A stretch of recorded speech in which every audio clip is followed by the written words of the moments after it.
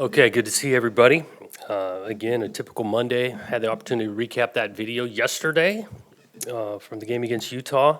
Obviously, it stands out that, you have 4 turnovers, you don't get a takeaway. That's going to separate things in a game. I will tell you, we did talk to our team. I think that's just oversimplifying some things. There's a lot of football outside of just 4 plays.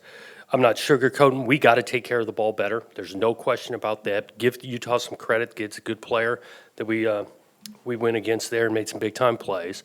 But there's opportunities in this game. It's 21-16, 10 minutes left in the third quarter. There's opportunities there, and they go down and turn it into 28-16. We drive all the way down, and then, critical interception in the end zone to be able to battle back.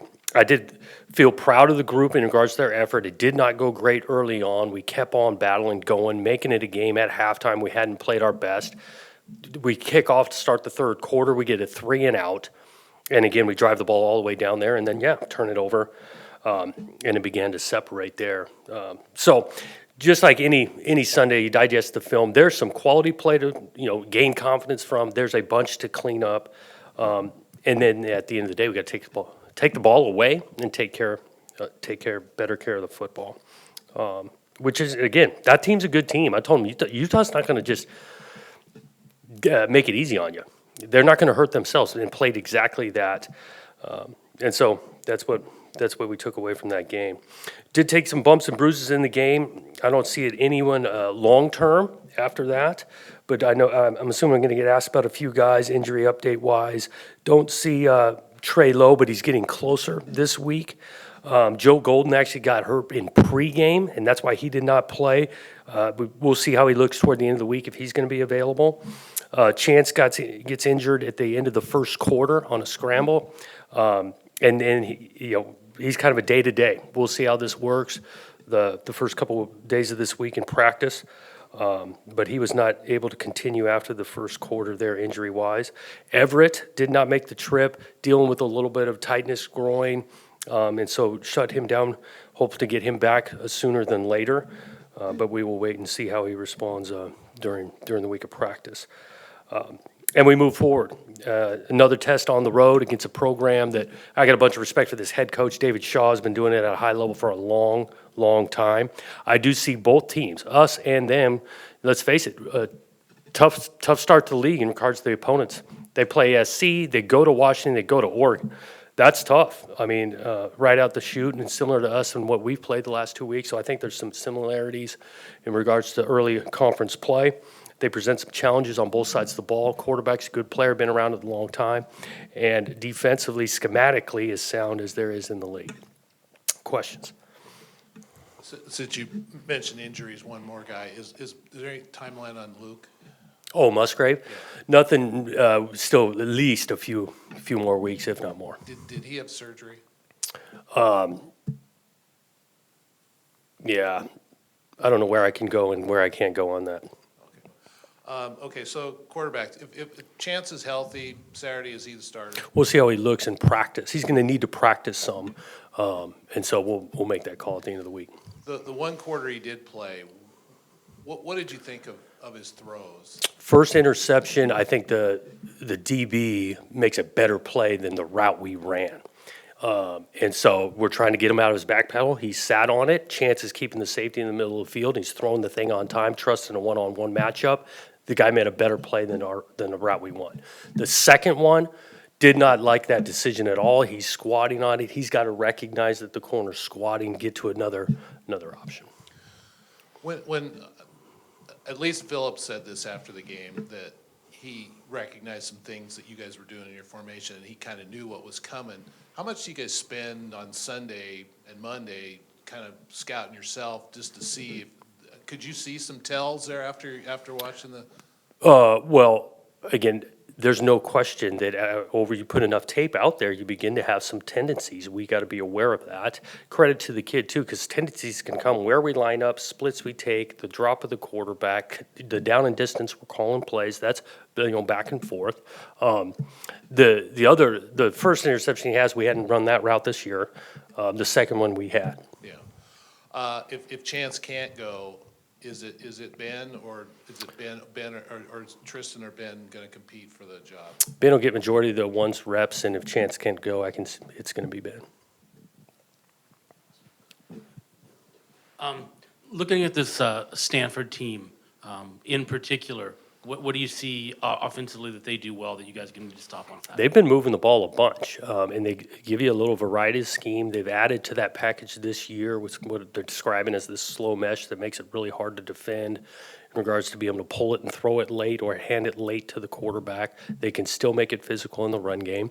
They're a little bit what I would describe us as if they've just been a little turnover prone. Their statistics, movement of the ball, that's been taking place all over. They've had a couple costly turnovers just like we have.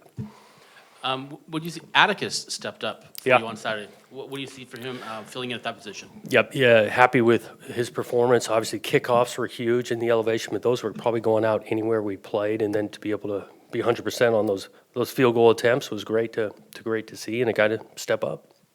And once again, we had a firing in the Pac-12 this week. Any thoughts on the Colorado situation and just what it means in this environment in general, with these mid-season firings? Yeah, the business has just grown that way. They enjoyed being around Carl Durrell last couple of years. I thought he's a good man, schematically a good coach. And so you never love seeing those things, but I just go back to this day and age where it's at right now. How did you think Ben played his 3 quarters? He did some solid things. That's not an easy environment to really get your first true quality reps in the game, still in the balance. Made a couple of errors that he's got to learn from and improve on. So a lot of was solid with it. To be honest with you, you just can't have the critical errors, which that comes with the position, man. I noticed early on he was going up under center a lot. Is that just something he's better suited for, or is that just something? Yeah, that was the scheme, the plan. We didn't change one thing because Ben was in and Chance was out. You mentioned after the game that this was on you, on the coaches, to put these guys in better positions. Can you come up with a few examples where maybe you could have put them in better positions? Well, again, it comes down to some execution of the positions we put them in. And if it's not getting executed, it starts with the coaches. You get up here and like, oh, this player should have done this and we should have done that. We're choosing the situations they're going to be put in. And so I don't know if I want to go the laundry list of almost all the critical errors. There's some better options for the kid. We didn't coach all 11 better option there. And we got to be able to learn, grow, and execute it better. Starts with us. Yeah, well, I was thinking of a couple of situations, like the second drive, I mean, you just ran it right down their throat and scored. So you came out the third possession, pass. Why not, I guess, why not at least try to run and see if they made any adjustments? Because you were running the ball well. Yeah, there's no question. Again, I know it's money more in quarterback. 100%. But we scored first play. We took a shot. We threw it deep, trying to create a large chunk. And our mindset going into the game was where we needed to be more explosive in that environment and against a good defense. It was going to be hard to be consistent 10, 12 play drives and score each time. So the first one, we take a shot at it. Second and 10, the menu is, there's some runs, but also maybe you're trying to get half of it. That's where the guy's sitting on a route, which we got to get to a better choice on a throw. And I guess the other one, it seemed that when you got inside the 10, inside the 10 with Ben 3 times, first down, you passed every time. When you got Jack Collette on the side, it just seems like that seemed like a situation where you're going to run and try to get in a situation where you can score. What was the thinking there? Well, the pictures we threw into were a loaded box. It's man coverage. The first one we threw incomplete. I know which series you're talking about. It's 3 over 3, 3 on 3. We're running one route. This guy makes a good play and cuts off Dunmore, incomplete. Into the game, 2 on 2. That one that wasn't executed with poor choice on where we're throwing it. Yeah. You've obviously been coaching for 20-some years. Don't want to age you or anything. I know I'm getting there. So you've been around a lot of situations. So, I mean, you guys are coming off back-to-back losses. How do you look at this roster and go, these guys are going to stay together, or I'm worried that they might not stay together? I mean, because I'm sure you've been on teams with both situations before. What leads you to believe they're going to stay the course?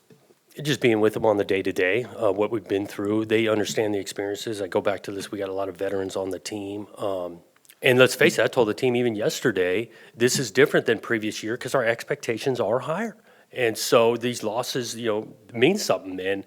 But the leadership, their experience, the way I watched them operate on Sunday, even in the locker room, they know we're going to win and lose as a team. And really, all three phases could have done some better things to help us win the last 2 games. 8 o'clock kickoff Saturday, back to kind of this late game. Stanford just played at Oregon at 8 o'clock. That game ends at 11:49. I know you guys practice in the morning, but any sort of preparation changes, meals when you guys get up, anything different this week?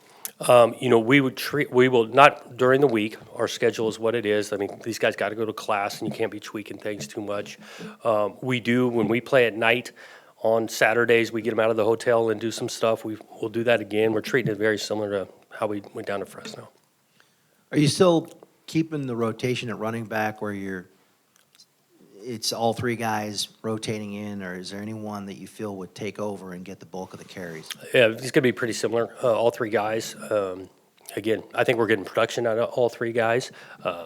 Jam, I think back-to-back games had some good carries, but we kind of like where that rhythm's at, and within a game, if a guy gets a hot hand, he'll see more carries. And did you think that was about the best your line had played as far as on running calls all season? Because it looked like they were in control of the scrimmage. They did some solid things. Yeah, we efficient, and then that's a good defensive front. They did some good things. You've talked about wanting to be more explosive in the running game because your average yards per carry is really solid. What's missing from the explosive plays in the run game? Yeah, the next level of making a guy miss, and we got to get to the next level. And I think you play some good teams that can tackle. They got some good athletes. Those things aren't easy to come by, and so I think the explosive piece, and because we like to run the ball. I just go back to this. It's hard to execute against good teams for 10, 12 plays. Even the touchdown drive on the second series, that was 5, 6 plays, and we hit the reverse for about 25 as an explosive play. How did you feel like without Everett, the kicking game performed on Saturday? Yeah, I mean, we kicked off into the end zone every time. It was great. I thought our coverage was solid. We got a little bit more even to us on the kick return game. We were close on a crease or 2. We punted 1 time, executed beautifully. I think it was 48 yards. I'd like to have punted more than we turned it over. Without Luke for an extended period of time, I know your tight ends are in there to block to start with, but you're not getting anything in the passing game from him. How do you? And then this last game they didn't, and that was a little bit what we anticipated in the plan. And Velling's coming along. He had a nice catch against the Trojans when we were backed up. I think each week, the plan can be tweaked a little. We've got confidence in that tight end room. No one's exactly Luke Musgrave and what he can do, so it's going to look a little different. Jonathan, on the pass from Tyjon to Ben down the sideline, did you see, is it a coaching point at all that he should just go as hard as he can? Was he trying to juke his way to the end zone? Does he need to get more yards on that, I guess, is what I'm asking. We didn't overcoach the guy. He's not probably going to catch many balls the rest of his career. He's trying to get what he can. And sometimes guys are a little bit more natural out in space than others. But I did a good job the way he caught it, first of all. It's a big play and set us up for an opportunity in the end zone. The next play then, did he not see Hubert, the safety coming over? Was it he just saw Harrison open? Yeah, he sees this picture. Again, goes back to experience, goes back to us coaches, putting them in good positions. Is this a good play? If the safety's going to get over there, all of that entered into an interception that I will give Bid some credit. This guy throws a pick. The place goes crazy. He doesn't just quit on the play. He runs himself all the way down there and forces the guy cut back, actually gets the tackle. It allows our defense to line up.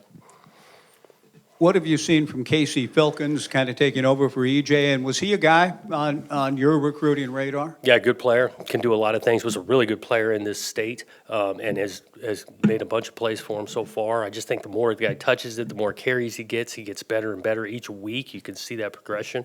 And they do a good job within the scheme with him. Handing it to him, throwing him out of the backfield. Good player. Okay.